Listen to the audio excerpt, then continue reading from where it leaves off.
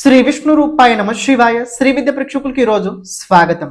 ఎవరి జన్మ జాతకంలో అయితే ప్రత్యేకంగా రాహు అలాగే చంద్రుడు సంయోగం గనక ఉన్నట్లయితే ఇలాంటి జాతకులు ప్రత్యేకంగా చేయాల్సింది ఏంటి? లైఫ్ లోపల ఇలాంటి జాతకులు పక్క వాళ్ళ హెల్ప్ చేయడానికి మధ్యలో వెళ్ళకూడదు. పక్క వాళ్ళకి హెల్ప్ చేయడానికి మధ్యలో వెళ్ళకూడదు. ఒకవేళ వెళ్తే ఏమన్నా అవుద్దా అంటే తప్పకుండా అవుద్ది.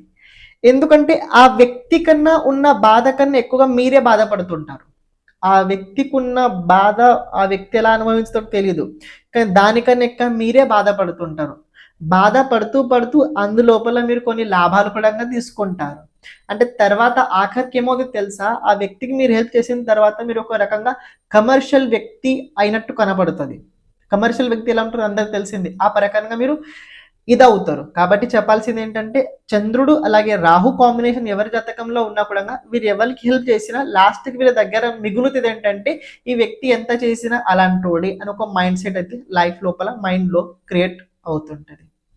శ్రీమాత్రే నమః.